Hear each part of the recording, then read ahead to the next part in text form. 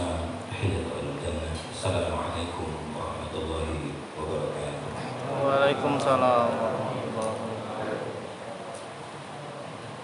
Alhamdulillah, segala puji bagi Allah yang telah memberikan kesempatan kepada kita di pagi hari ini.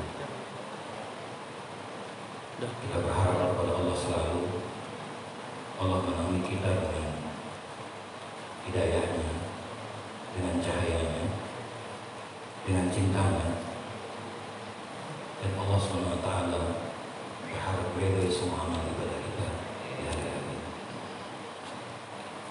Salawat dan salam selalu kita curahkan kepada Nabiullah Muhammad Sallallahu alaihi wasallam. Allahumma shalli ala kepada keluarga beliau, kepada para sahabat beliau, dan kepada orang-orang yang selalu beristiqomah di dalam agama. Bapak-bapak dan ibu-ibu sekalian yang dirahmati oleh Allah Subhanahu wa taala, pada waktu yang lalu kita sempat membahas tentang surat Al-Ankabut, surat yang ke-29. Waktu itu sempat kita menjelaskan ayat 1 sampai ayat yang ke-7, walaupun belum semuanya terjelaskan di waktu itu, bahwa 7 ayat yang ada di dalam surat Al-Ankabut itu ingin memberikan rumusan kepada kita dari Allah Subhanahu wa taala, bahwa di awal surat Al-Ankabut Allah mengawali dengan al-huruful muqatta'ah, huruf yang terputus. Ada alif, ada lam, dan ada mim, yang sama-sama kita sadari dan kita ketahui bahwa dari itu kita tidak bisa menerjemahkan, kita tidak bisa mengartikan, sehingga kita sering mengatakan dengan kalimat wallahu a'lam bishawab. Tetapi ingatlah bahwa di balik 3 huruf ini, dan di setiap surat juga ada diawali dengan huruf muqatta'ah itu, bahwa Allah Subhanahu wa taala sedang memberikan sumpah, terutama sumpah kepada kita sebagai hamba yang mengatakan beriman kepada Allah. Apa sumpahnya kepada ibu sekalian? Waktu itu sempat dijelaskan bahwa sumpahnya bahwa Allah tidak akan membiarkan kita ketika kita mengatakan beriman tanpa diuji. Oleh karenanya kepada ibu, hidup kita tidak akan pernah lepas daripada ujian. Tetapi ingatlah kepada ibu, ujian itu bagian daripada peningkatan derajat, peningkatan kualitas diri kita kepada ibu agar lebih baik, peningkatan keilmuan yang kita miliki agar kita lebih belajar lagi dengan masalah-masalah itu, dengan ujian-ujian itu kepada ibu sekalian.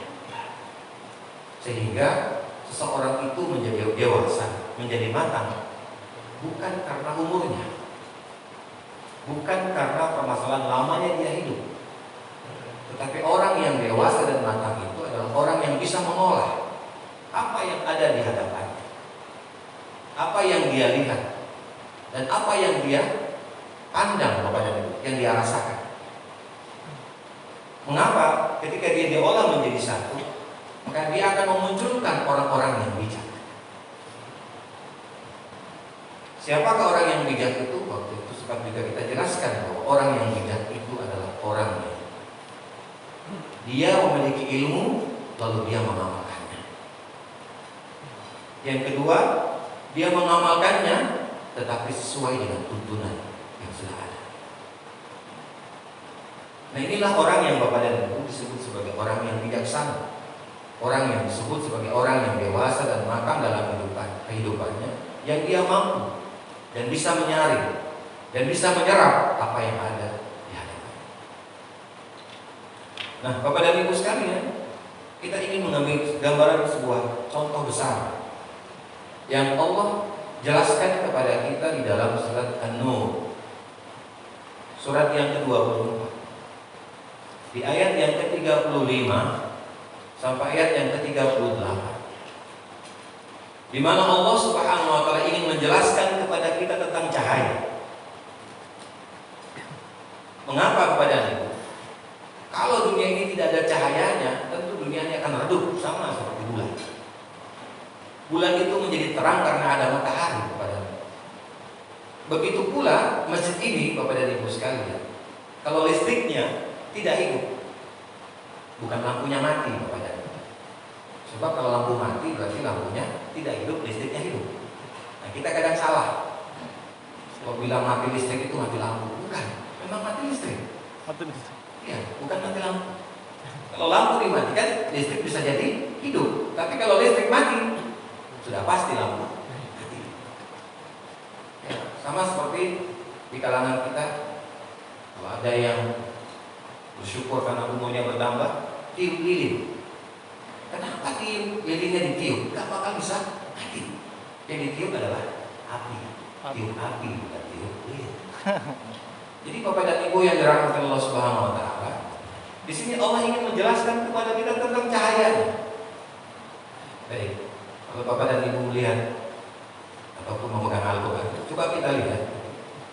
Apa yang Allah katakan? Allahu nurus samawati wal ardh. Bahwa Allah Subhanahu wa taala memiliki cahaya di langit dan di bumi. Nah, cahaya itulah Bapak dan Ibu yang sedang kita cari. Sehingga kenapa Bapak dan Ibu sekalian harus bersusah payah datang ke rumah Allah pagi-pagi ini. Bangun di pukul 3 barangkali, atau di pukul setengah 3 barangkali, atau di pukul 4 barangkali Bapak dan Ibu. Lalu bersegera datang ke masjid untuk apa? Untuk menunaikan sholat subuh berjamaah. Mengapa? Karena cahaya tadi yang kita inginkan. Rupanya di balik cahaya itu, apa kata Rasulullah? Man shalla subha fil jamaah fa huwa fi dhimmatillah. Barang siapa yang sholat subuh berjamaah, maka dia akan mendapatkan jaminan Allah. Itu bagian daripada cahaya. Mathalu nurihi kamishkatin fiha misbah. Maka diandaikan cahaya itu Bapak dan Ibu seperti lubang yang tidak ada tembusnya di sini. Dinding Bapak dan Ibu seperti dinding masjid ini yang tidak tembus, yang di balik dinding itu ada cahaya. Ada pelita di balik itu Bapak dan Ibu. Kalau rumah dulu Bapak dan Ibu biasanya ada lubang di tembok untuk apa? Meletakkan lilin. Atau barangkali lampu minyak itu Bapak dan Ibu sekalian dulu. Kalau sekarang susah mencari rumah seperti itu. Nah, pelita ini, lilin ini, cahaya ini Bapak dan Ibu tidak nampak. Kenapa? Karena dia tertutup oleh dinding. Kamishka tertutup oleh dinding. Lalu Allah jelaskan, al-misbahu fi zujajah. Sedangkan lampu itu ada di dalam zujajah, ada di dalam tabung kaca. Jadi ini ada dinding Bapak dan Ibu, lalu di balik dinding itu ada tabung kaca, dan di dalam tabung kaca itu ada api, ada lampu di sini. Az-zujajatu ka'annaha kawkab durri yuqadu min syajaratin mubarakatin zaitunatin la syarqiyyati wa la gharbiyyah. Malah kata Allah Subhanahu wa taala, kaca itu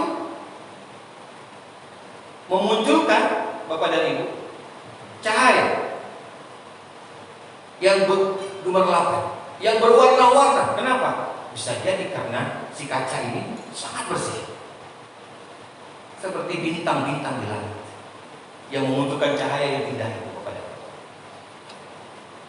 Yang dia dihidupkan dengan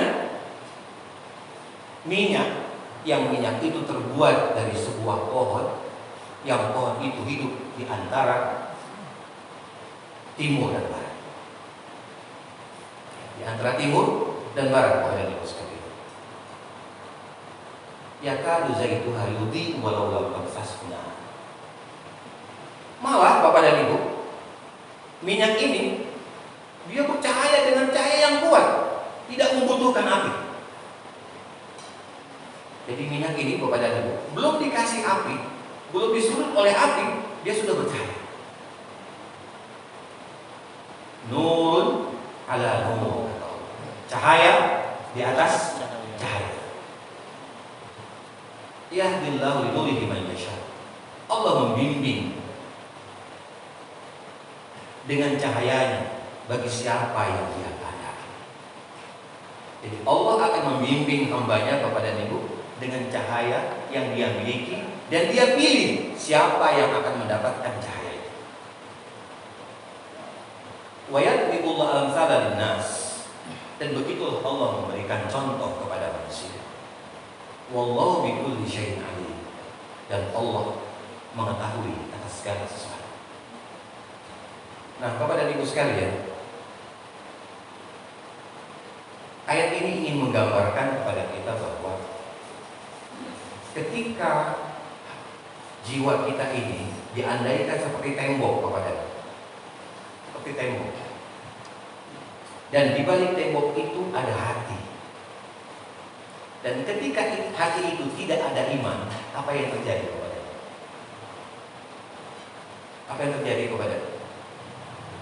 Ketika hati kita ada di dalam dada kita, di dalam tubuh kita, tetapi hati itu tidak ada iman, apa yang terjadi kepada? Percaya? Ada aura di wajahnya? Ada ketenangan dalam jiwanya? Ada keyakinan akan janji-janji Allah Subhanahu wa Ta'ala? Ada sisi positif thinking dalam dia berpikir ke depan? Dan apakah dia mampu menerima dari ujian-ujian yang Allah berikan kepadanya? Itulah cahaya yang kita butuhkan. Dan cahaya itu kepada diri adalah Al-Quran. Al-Quran kepada diri sekalian. Ya ayyuhan nasu qad ja'akum burhanun min rabbikum. Di dalam surat An-Nisa, surat yang keempat ayat 174, Allah mengatakan, wahai manusia, sungguh telah kami datangkan kepadamu burhan, penjelas, pembelajaran kepada kamu. Wa anzalna ilaikum nuran mubina, dan kami turunkan kepadamu cahaya yang nyata. Apa cahaya itu kepadamu? Al-Quran. Kalau Allah katakan di dalam surat ke-17 ayat yang ke-82, wa nunazzilu minal qur'ani ma huwa syifaa'un wa rahmatun lil mu'minin wa la yazidu adh-dhalimina illa khasara. Dan kami turunkan Al-Quran itu kepada orang-orang yang beriman sebagai obat dari segala obat kepada ibu sekalian. Obat apa itu? Obat krisis. Obat apa lagi kepada ibu? Obat corona. Cobalah Bapak dan Ibu, kita merutinkan membaca Al-Quran setiap hari. Mengapa? Karena di balik huruf-huruf itu ada obat buat kita. Makanya Al-Fatihah itu salah satu namanya dari 20 nama.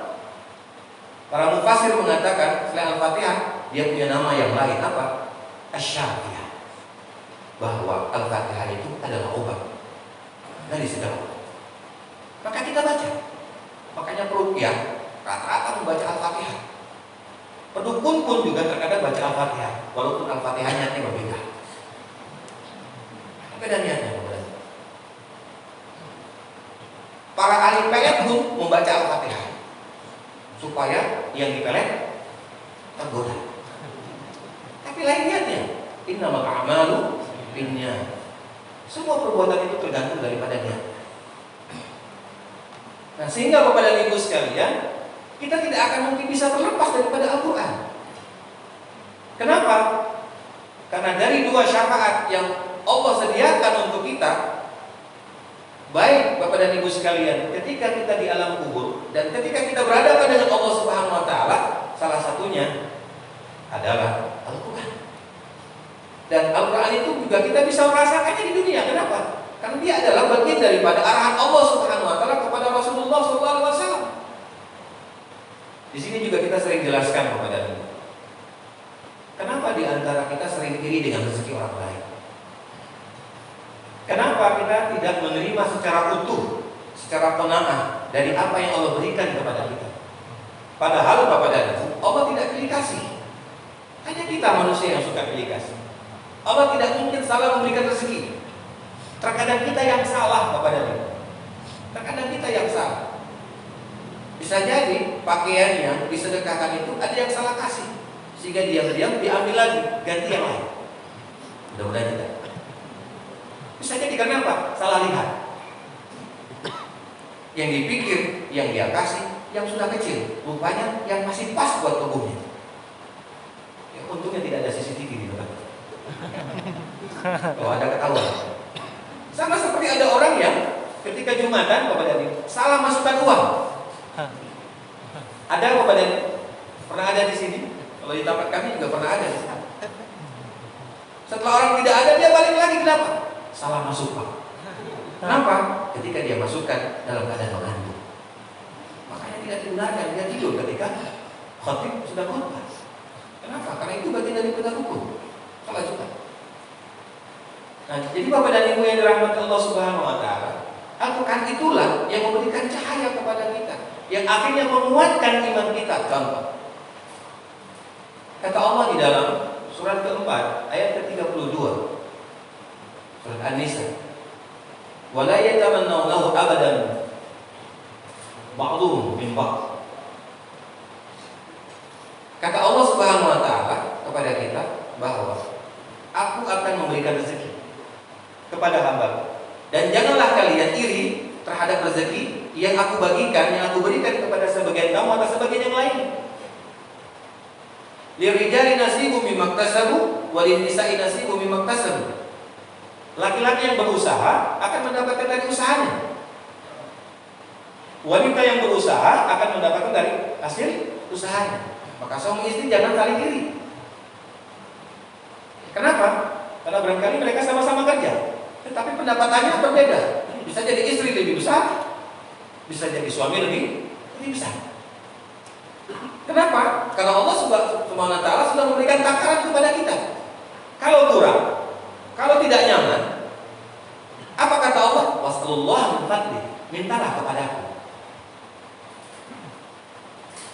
Jadi Allah Subhanahu wa taala meminta kepada kita, kalau kita punya masalah, di antara masalahnya adalah rezeki kepada Dia, maka mintalah kepada Allah. Tapi juga kita perlu ingat, tidak hanya sekedar meminta kepada Dia, tetapi Allah Subhanahu wa taala meminta kepada kita juga untuk apa? Berbuat. Wa may yatawakkal 'ala Allah fa huwa hasbuh. Barang siapa yang bertawakal kepadaku, maka aku akan cukupkan kebutuhannya. Artinya, usaha. Sebesar apapun usaha kita, Bapak dan Ibu, insya Allah Allah akan balas. Ya, sekecil apapun usaha yang kita kerjakan, juga Allah akan balas. Wa may ya'mal mithqala dzarratin khairan yarah, wa may ya'mal mithqala dzarratin syarran yarah. Hanya tadi, Bapak dan Ibu sekalian, ketika kita mengerjakan perbuatan itu, pekerjaan itu, apakah betul-betul kita niatkan karena Allah atau karena yang lainnya? Kalau dia karena Allah Subhanahu wa taala, maka kita akan siap, Bapak dan Ibu, menerima apapun hasil dari apa yang kita kerjakan. Ya. Lalu Allah memberikan kepada kita. Nah, kalau kita tidak siap, Bapak dan Ibu, mengapa? Karena iman kita bermasalah. Mengapa? Karena kita tidak membuka hati kita untuk menerima masalah itu dengan iman. Maka kenapa kata Allah kamishkah? Ada dinding, ada penghalang di situ, Bapak dan Ibu, sehingga cahaya yang ada di balik dinding ini tidak nampak, tidak dirasakan, tidak muncul dalam pergerakan, Bapak dan Ibu, dalam pikiran kita, sehingga yang ada tadi iri, dengki, hasud, ujub, Bapak dan Ibu, sombong. Kenapa? Karena tadi cahayanya tidak dikeluarkan dari dadanya. Malah kata Allah Subhanahu wa taala, lampu ini ada minyaknya. Minyaknya saja tidak perlu disulut, Bapak dan Ibu, dengan api. Kenapa? Karena dia sudah bercahaya. Makanya kalau kita melihat minyak zaitun, Bapak dan Ibu, mana kuat cahayanya minyak zaitun dengan minyak sawit? Mana kuat, Bapak dan Ibu? Minyak zaitun. Kalau di Arab minyak zaitun pakai buat goreng-goreng, Pak. Di sini pakai buat ngurut. Sayang buat gorengan. Makanya kita kurang sehat, kurang cahayanya kalau begitu. Kenapa? Pakai sawit. Ngetrek dikit, mulai wajah kita ngetrek juga. Bapak dan Ibu sekalian. Dan pohon zaitun ini pohon yang sangat mudah tumbuh, Bapak dan Ibu sekalian. Makanya tadi dikatakan dia tidak hanya ada di timur, tetapi juga dia ada di barat. Ya. Jadi pengaruhnya sangat besar, Bapak dan Ibu sekalian, sangat besar sekali. Maka pohon ini pohon yang penuh berkah. Dan pohon ini, Bapak dan Ibu, dengan izin Allah ditanam di Palestina, dia lebih berkah daripada pohon zaitun yang ada di luar Palestina. Kenapa? Karena pupuk untuk memupuk pohon zaitun ini di Palestina adalah pupuk darahnya para syuhada. Makanya bagus dan rasanya bagus, walaupun bagi kita sepet. Tapi itu makanan orang sana, Bapak. Kita pikir seperti anggur, ketika dimakan sepet. Nah, jadi Bapak dan Ibu yang dirahmati Allah Subhanahu wa taala, kita butuh cahaya itu. Maka bukalah Al-Qur'an, Bapak dan Ibu. Maka dekatkan diri kita kepada Al-Qur'an. Dzalikal kitabul la raiba fihi hudal lil muttaqin. Itu kitab Al-Qur'an, jangan ragu-ragu di dalamnya. Petunjuk bagi orang kita. Apa petunjuknya, Bapak dan Ibu? Yang lain, Bapak.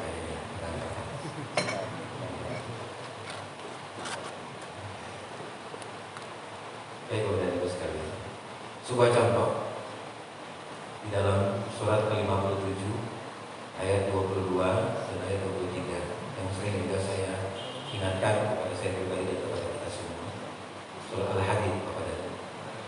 Kata Allah, "Ma asaba min musibatin fil ardi wala fi anfusikum illa fi kitabim min qabli an nabraha inna dzalika 'alallahi yasir." Bahwa tidak ada musibah dari musibah yang menimpa seseorang dan menimpa dunia bumi ini, kecuali musibah itu sudah tertulis di Lauhul Mahfuz sebelum musibah itu terjadi. Inna dzalika 'alallahi yasir. Sesungguhnya bagi Allah mudah untuk merubahnya. Likai la ta'sau 'ala ma fatakum wa la tafrahu bima atakum wallahu la yuhibbu kulla mukhtalin fakhur. Jangan menyesali sesuatu yang sudah terjadi, yang sudah luput kepadanya, tidak perlu disesali. Dan jangan bergembira dengan kenikmatan yang datang pada diri, karena Allah tidak suka kepada orang yang sombong dan membanggakan dirinya sendiri. Nah, kepada ibu sekalian, lalu di balik ayat ini Allah Subhanahu wa taala ingin menjelaskan kepada kita bagaimana kita mendatangkan cahaya-cahaya itu selain daripada cahaya Al-Quran. Nah, di antaranya Bapak dan Ibu, Allah ingatkan kepada kita di dalam ayat yang ke-36-nya sampai 38 di dalam surat yang sama, surat An-Nur itu. Apa kata Allah kepada Ibu? Fi buyutin adinallah an turfa'a wa yudhkara fiha ismuh. Bahwa di rumah-rumah, apakah itu masjid, Bapak dan Ibu? Apakah rumah kita?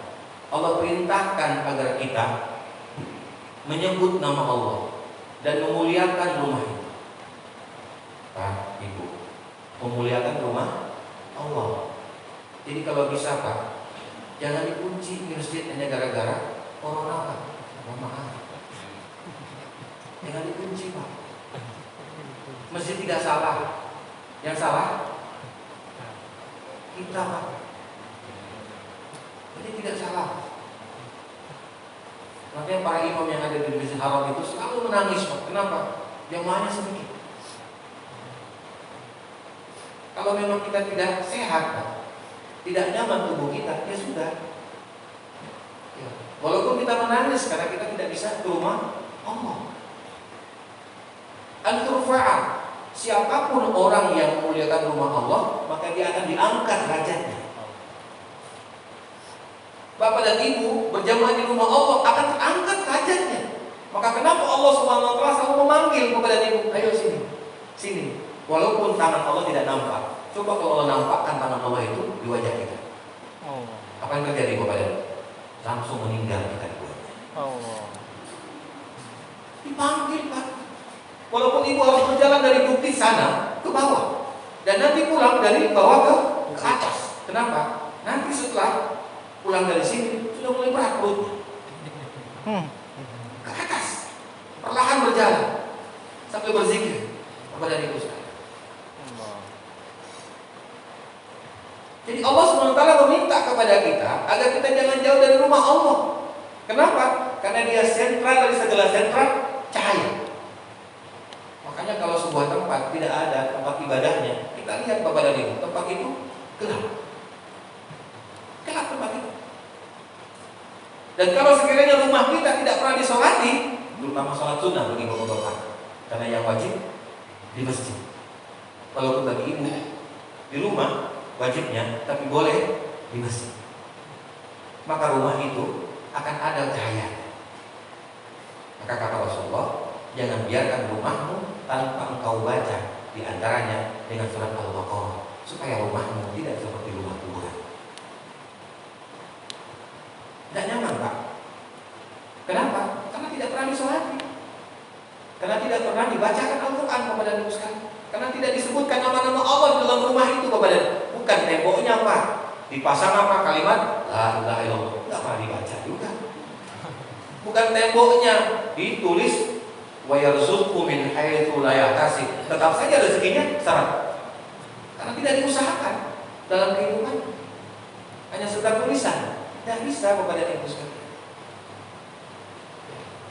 Maka berikutnya yusabbihu lahu fiha bil ghudwi wal asar, dan bertasbihlah di rumah Allah itu, di rumahmu itu, dari mulai pagi sampai petang. Nah, jadi Bapak dan Ibu, di samping rumah Allah yang kita muliakan, yang kita sebut-sebut namanya, yang kita sholat di situ, yang kita membaca Al-Quran di situ, yang kita melakukan aktivitas di situ Bapak dan Ibu sekalian, maka rumah kita pun juga jangan dilupakan kepada Ibu sekalian, untuk kita sholati, untuk kita bacakan Al-Quran, untuk kita tasbih, untuk kita memuji Allah Subhanahu wa Ta'ala kepada Dia. Kenapa? Supaya rumah kita ada cahayanya. Dan bisa jadi Bapak dan Ibu, cahaya itu rumah kita tadi sampai ke langit yang ketujuh. Allah. Rasulullah pernah menceritakan kepada para sahabat tentang orang-orang yang bangun malam kepada Dia. Bangun malam bukan mau nonton bola, bukan mau buat kue karena mau jualan paginya, bukan. Dia bangun untuk tahajud. Wa minal laili fatahajjat bihi nafilatan laka asa ay yab'atsaka rabbuka maqaman mahmuda. Rasulullah pernah mengatakan di ayat ini, ayat 17, surat ke-17 ayat 79. Maka bangunlah di waktu malam, maka tambahkan ya, dengan amalan sunnah. Apa amalan sunnah itu? Tahajud. Mudah-mudahan Tuhanmu mengangkat dirimu, mengangkat derajatmu ya, pada tempat yang tinggi. Disebutkan di situ Rasulullah mengatakan, diandaikan orangnya sholat tahajud di malam hari di dalam rumahnya, seperti ada lampu di atas rumahnya itu yang merupakan tanda, sehingga para malaikat menghampiri rumah itu karena ada tandanya. Kalau dia bangun seperdua malam, sungguh kuat cahaya lampu itu. Kalau dia bangun seperempat malam, sungguh berkedap-kedip lampu itu. Kenapa? Seperempat. Kayak nyoni bibir baik yang dikatakan. Sikok lagi. Ya, bukan tigo, sikok. Tapi kalau jadi seperdua, 2/3, sepertiga, Pak, sangat kuat lampu itu. Itu yang Rasulullah ceritakan kepada para sahabat. Diandaikan seperti itu, sehingga para malaikat yang berjumlah 70.000 malaikat setiap seperdua malam sampai waktu matahari terbit itu melihat, ini hamba yang betul-betul tahajud. Bukan mempersiapkan untuk merekam, tetapi tahajudnya. Jadi tidak untuk mempersiapkan merekamnya saja, tapi tahajud juga di malam itu. Ini jangan sampai semangat merekamnya aja yang kuat, tahajudnya enggak. Nah, kepada Ibu sekalian, ini yang pertama rumah. Rumah Allah dan rumah kita diminta oleh Allah untuk dimuliakan, untuk disebut namanya, untuk ditasbihi, untuk dibacakan Al-Quran, baik pagi ataupun petang. Cahaya berikutnya yang bisa akan redup dan bisa akan hilang, atau sebaliknya dia akan kuat. Apa kata Allah SWT di ayat yang ke-30? Berapa kali itu? 7. Rijalul la tulhihim tijaratu wala bai'un an dzikrillah wa iqamus sholati wa ita'is zakat. Orang-orang yang tidak terlalaikan dirinya karena perdagangan, karena jual beli. Dari mengingat Bapak dan Ibu sekalian, apa kata Allah Subhanahu wa taala?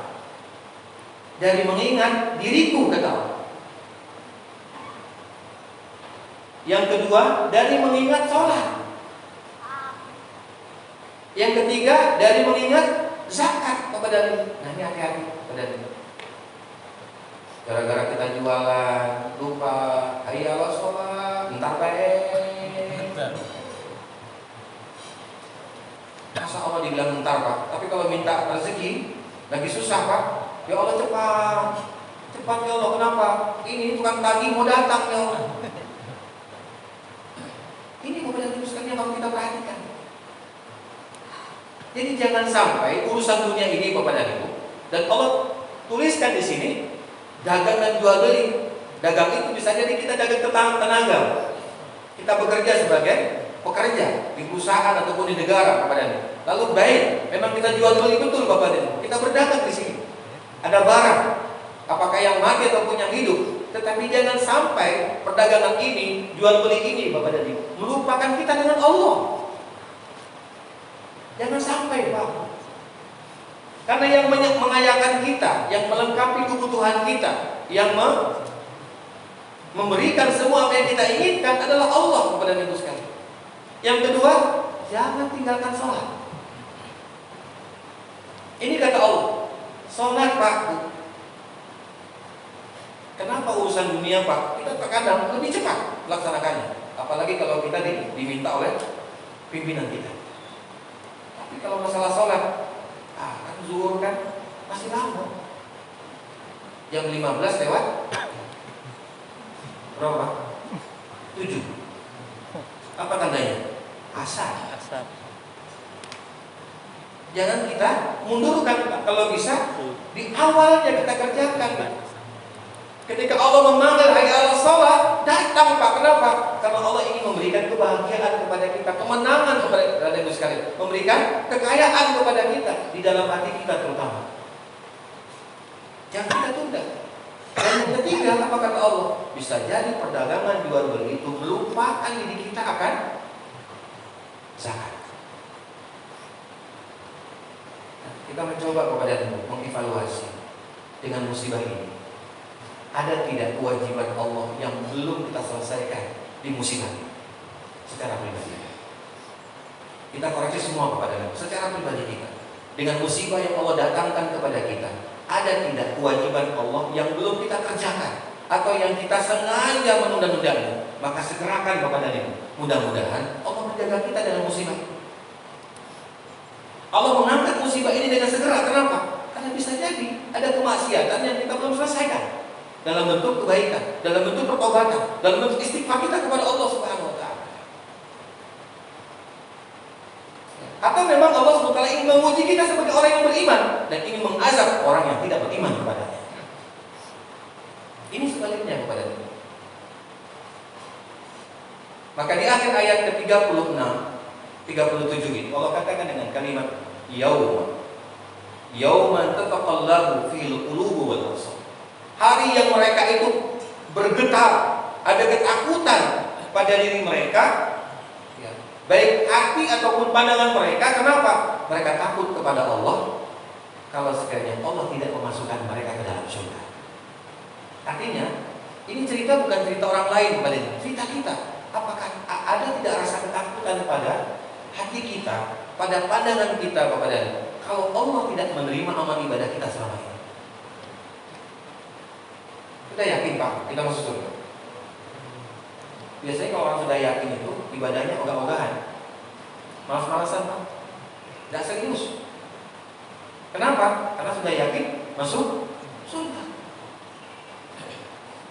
Tapi karena kita belum diyakini secara total kepada Dia, maka kenapa kita mau perbaiki terus? Dan kenapa kita semangat terus untuk beribadah kepada Allah? Karena kita belum yakin. Di sisi lain Allah Subhanahu wa taala ingin melihat siapa kita sebenarnya. Am hasibtum an tadkhulul jannah. kalian menyangka, kata Allah, bahwa kalian akan masuk surga? Walama ya'lamillahu alladziina jahadu minkum wa ya'lamu as-sabirin. Di dalam surat yang ketiga, ayat 142, Allah bilang, aku ingin melihat kesungguhan kalian dan kesabaran kalian dalam menjalani hidup. Sungguh-sungguh atau tidak kepada diri kita? Atau kita main-main? Yang kedua, sabar atau tidak kepada diri kita? Karena ini bumi Allah, Pak, Bu. Bumi Allah. Karena Allah yang punya, semau Allah berbuat. Tapi tidak mungkin Allah akan menguji kita tanpa Allah memahami apa yang ada di dalam jiwa kita. Apa? Hati, Pak. Maka apa kata Allah? La yukallifullahu nafsan illa wus'aha. Allah tidak pernah memberikan kepada kita masalah, beban, ujian lebih daripada kemampuan diri kita, kemampuan hati kita kepada Allah. Samakan itu kemampuannya. Itu bijaksananya Allah kepada diri sekalian. Jadi salah kalau ada orang yang mengatakan bahwa Allah sudah benci kepada saya. Wah, bukan, Pak. Ma wadda'aka rabbuka wa ma qala. Itu kata Allah dalam surat Duha. Aku tidak membencimu dan aku tidak menjauh darimu, tetapi aku sudah mengujimu, kata Allah kepada Rasulullah Sallallahu Alaihi Wasallam dalam surat Duha itu. Jadi Allah bukan benci, Pak, bukan. Allah ingin melihat siapa kita sebenarnya kepadanya. Walaupun sudah tua, tetap saja diuji, Pak. Gak ada urusan kita selagi kita mengatakan beriman kepada Allah. Kecuali kalau dia sudah pikun. Nauzubillah. Jangan sampai. Dan obat pikun kepada diri yang paling sempurna, insya Allah dengan izin Allah, adalah Al-Quran. Bukan bawa mobil, Pak. Semasa tua lebih banyak lagi bawa mobil. Mobil siapa yang dibawa kalau tidak punya mobil? Tak mungkin, Pak. Baca Quran sebanyak-banyaknya. Karena kita mau mati. Dan mudah-mudahan ketika kita mati dalam keadaan membaca tadi disesuai dengan surat yang kita baca kepada itu, disitulah Allah SWT akan menempatkan kita di surga. Lalu yang terakhir kepada Allah, mengapa kita berbuat? Mengapa kita bekerja? Mengapa kita berusaha kepada diri sekalian untuk mendapatkan cahaya itu? Kata Allah di ayat ke-38, liyajziyahumullahu ahsana ma 'amilu wa yazidahum min fadlihi. Mereka melakukan itu, kita melakukan itu kepada diri karena kita ingin mendapatkan balasan yang baik dari Allah Subhanahu wa taala. Balasan yang lebih baik daripada apa yang kita kerjakan. Dan kita meminta kepada Allah agar Allah melipat gandakan karunia buat kita dari apa yang kita kerjakan kepada kita. Makanya di ujung ayat ke-38 Allah katakan kepada kita, wallahu yarzuqu man yasha'u bil ghairi hisab. Dan Allah akan memberikan rezeki bagi hamba yang Dia kehendaki dengan tanpa batas. Jadi Allah akan memberikan rezeki kepada kita, kepada hamba ini sesuai dengan keinginannya, dengan tanpa batas. Subhanallah. Sampai hari ini Bapak dan Ibu masih bisa duduk berdempet-dempetan. Jangan salahkan saya, Pak Bu, ya. Kok masih bisa berdempet-dempetan? Padahal ada yang tidak mau berdempet, tapi tetap dipepet juga. Tetap dipepet. Alhamdulillah. Ya, mudah-mudahan Allah memberikan kesehatan kepada kita. Amin. Mudah-mudahan Allah mengangkat derajat kita maupun dosa kita. Amin. Allah memberikan semua ibadah kita. Baik kepada ibu sekalian, ini pembahasan yang kita bisa bahas dari contoh pembahasan yang ada di dalam surat Al-Ankabut. Di ayat 1 sampai 7 itu kita mengambil contoh tentang cahaya. Nah, mari kita bersemangat untuk meraih cahaya itu kepada di antara cahaya yang paling besar yang Allah sediakan bagi kita adalah Al-Quran. Mari kita rutinkan membaca Al-Quran itu kepada Al-Quran merupakan obat dari segala obat. Ya, tapi satu kepada dia bukan obat bagi dompet. Kan? Ya, artinya patutlah kita berusaha selain kita membaca agar mudah-mudahan apa yang kita inginkan Allah berikan. Mola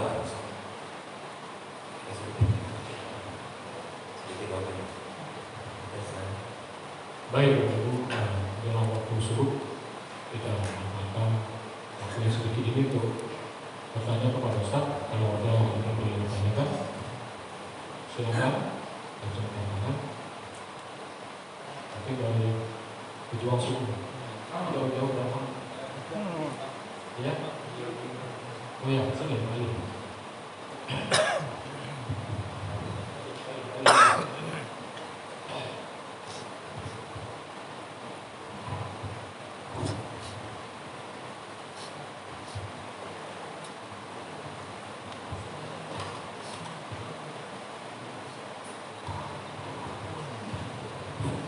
Assalamualaikum warahmatullahi wabarakatuh. Mohon maaf Pak, ini ada luar ini. Saya pada membaca itu surat 16 ayat 126 masalah sombong. Kalau salah itu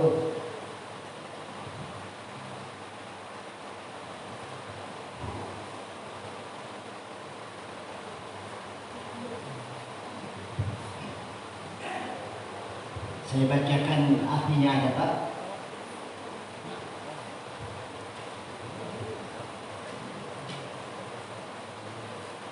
Jika kamu membalas, maka balaslah dengan hal satu yang sama dengan siksaan yang diciptakan oleh padamu. Tetapi jika kamu bersabar, sesungguhnya itu begini. Maksudnya membalas sombong itu Pak. Apa yang ditilaikan membalas sombong? Berarti kalau kita membalas itu dosa itu Pak. Itu ada ayat itu. Kemudian pertanyaan berikutnya Pak, itu masih saya takdir baik dan takdir buruk itu saya masih sama-sama Pak. Takdir baik apa contohnya, takdir buruk apa? Terima kasih. Assalamualaikum warahmatullahi wabarakatuh. Baik Pak, satu ini panjang sekali Pak. Ada 2 judul. Judul pertama Bapak dan Ibu itu judul tentang kita mengajak kebaikan. Ayat 126 ini Bapak dan Ibu tidak bisa dilepaskan dari ayat 125 sampai 128. Dia satu set Pak. Satu set ya. 125 sampai 128. Jadi tidak bisa dipisahkan. Nah, kita tidak akan mungkin menjelaskan 126 kalau kita tidak kembali kepada rumus 125. Apa itu? Dalam mengajak. Dalam mengajak di dalam Allah itu ada 3 Pak, ada 3 cara yang dikasih kepada Rasulullah dan kepada kita. Pertama, bijaksana.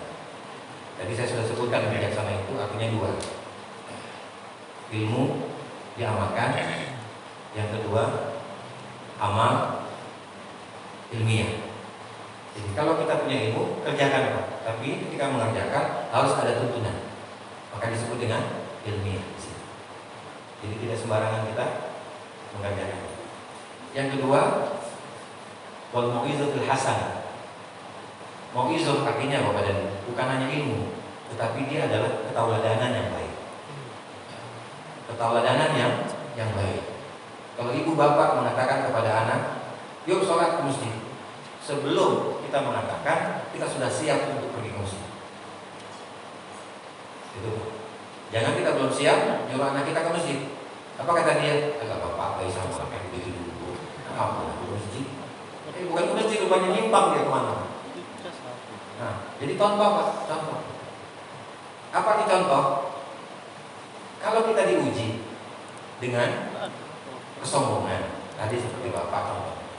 Apakah kita boleh mengembalikan dengan kesombongan juga? Boleh. Kenapa? Karena Allah mengatakan in betul, kata Allah fa'akhiru bimithli. Boleh kita balas. Tapi kalau kita membalas, bukankah kita lebih jahat lagi? Lebih jelek lagi namanya. Ya kan? Artinya apa? Bukan tidak boleh, tapi takutnya berlebihan. Kenapa? Iya, kita bukan karena Allah lagi nanti. Karena manusia jadinya.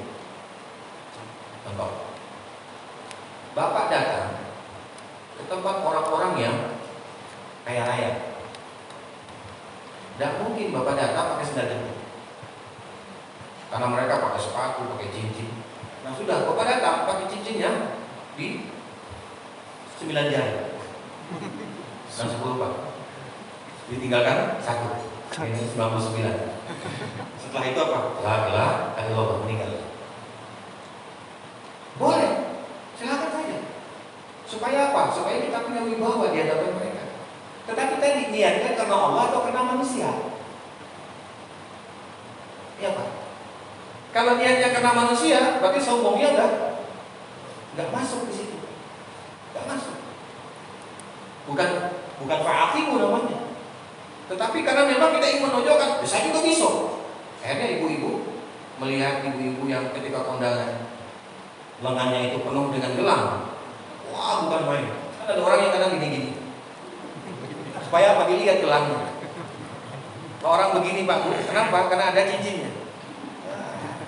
Panas kata dia. Cincinnya ini Pak. Cincinnya. Yang kayak begitu boleh Pak, tapi niatnya apa sebenarnya? Maka kata Allah kepada Rasulullah, kalau kamu sabar lebih baik. Lebih baik. Ya sudah, terima saja, karena ujianmu menghadapi orang sombong. Masa kita mau sombong juga Pak? Tidak usah. Walaupun Allah membolehkan, tapi ada batasannya Bapak dan Ibu. Ya, ada batasannya. Nah, terkadang kita ini lepas kontrol, Bapak dan Ibu, lepas kontrol. Daripada kita lepas kontrol tadi, ya sudah, kita sabar.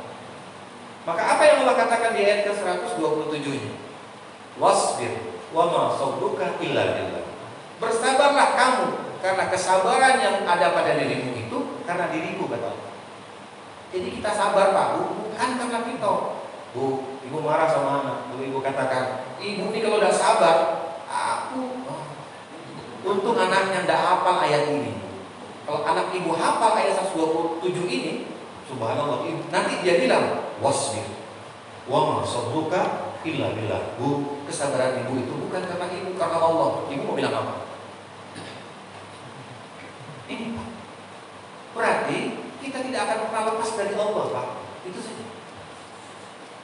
Berarti kita bergantung kepada Allah, bukan kepada diri kita ataupun makhluk, karena kita tidak punya kekuatan.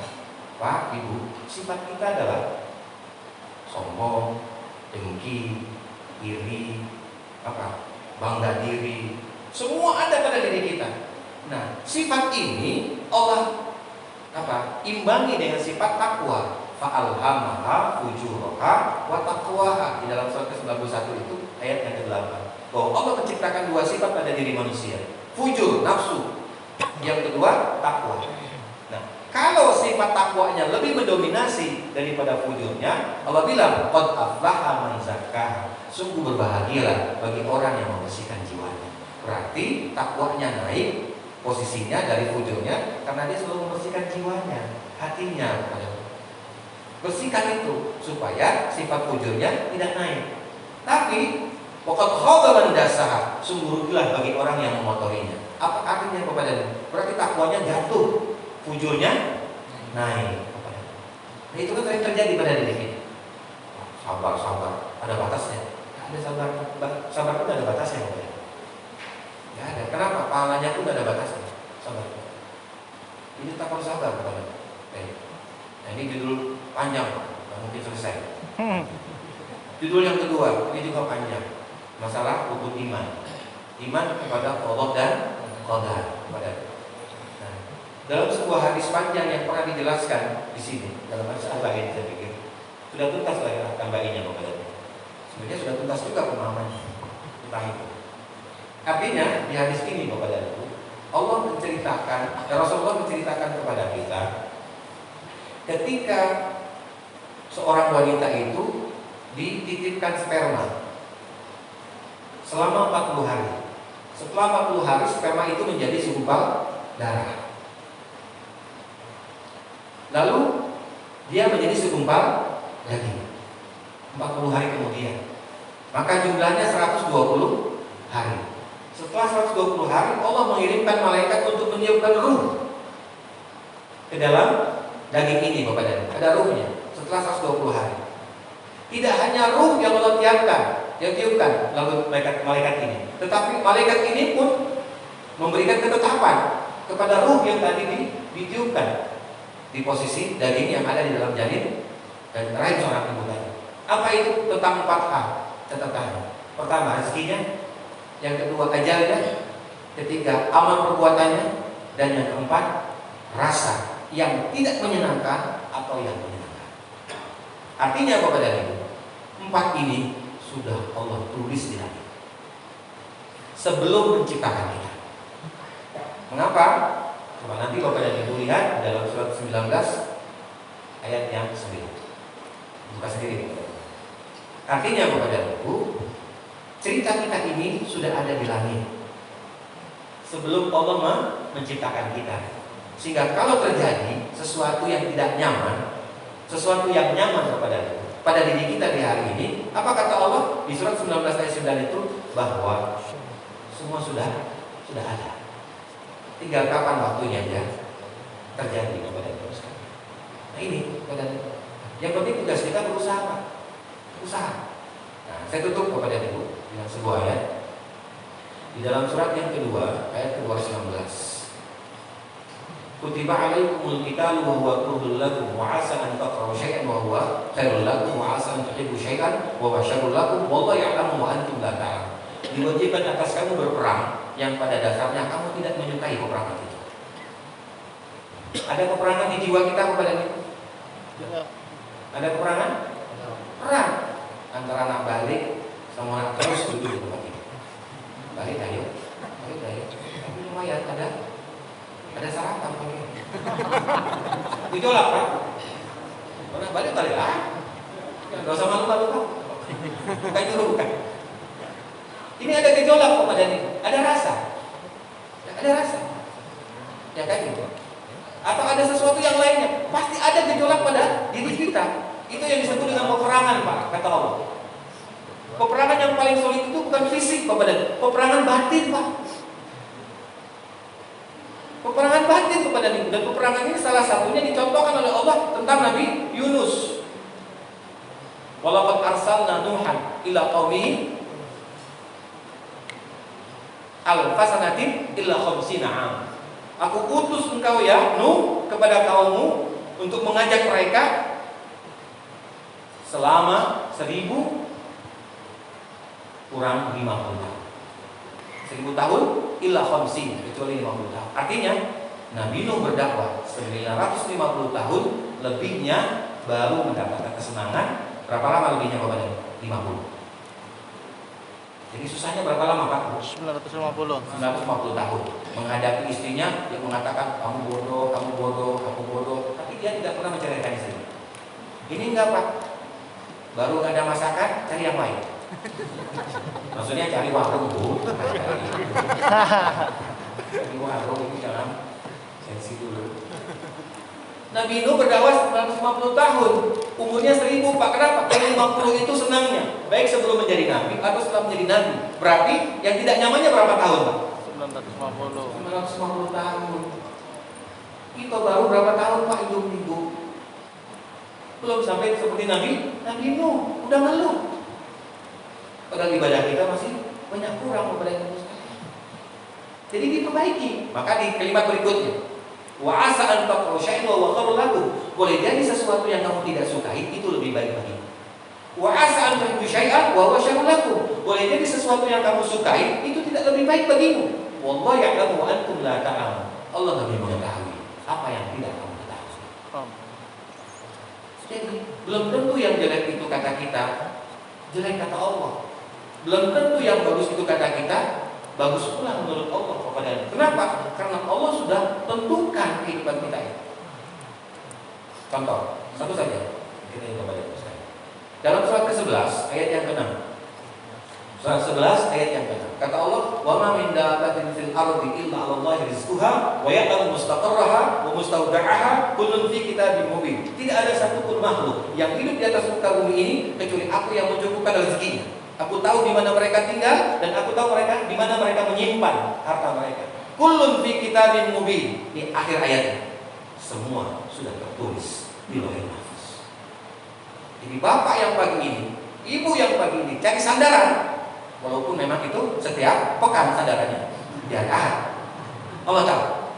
Walaupun sandarannya berbeda. Ya, yang biasa di pojok agak ke tengah. Yang biasa di tengah agak ke ujung. Yang biasa di ujung agak ke tiang.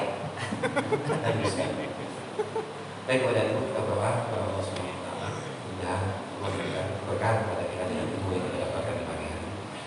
Alhamdulillah alamin hamdan yuafi ni'amahu wa yukafi'u mazidah. Ya Rabbana lakal hamdu kama yanbaghi li jalali wajhika wa 'azimi sultanik. Allahumma shalli ala Muhammad imam al-awwalin wal akhirin wa fil malaa'ikati اللهم إنك تعلم أن هذه القلوب قد اجتمعت على محبتك والتقت على طاعتك وتوحدت على دعوتك وتعاهدت على نصرة شريعتك ووثق اللهم رابطتها وأتم مدها وأهدها سبلها واملأها بنورك الذي لا يخبو واشرح صدورها بفيض الإيمان بك وجميل التوكل عليك وأحيها بمعرفتك وأمتها على شهادة في سبيلك إنك نعم المولى ونعم النصير اللهم إنا نعوذ بك من الجهل البلاء ودرك الشقاء وسوء القضاء وشماتة الأعداء يا أرحم الراحمين اللهم تقبل دعاءنا إنك أنت السميع العليم وتب علينا إنك أنت التواب الرحيم ربنا آتنا في الدنيا حسنة وفي الآخرة حسنة وقنا عذاب النار وصلى الله على محمد وعلى آله وصحبه وسلم سبحان ربك رب العزة عما يصفون وسلام على المرسلين والحمد لله العالمين سبحانك اللهم وبحمدك أشهد أن لا إله إلا أنت أستغفرك وأتوب إليك. Assalamualaikum warahmatullahi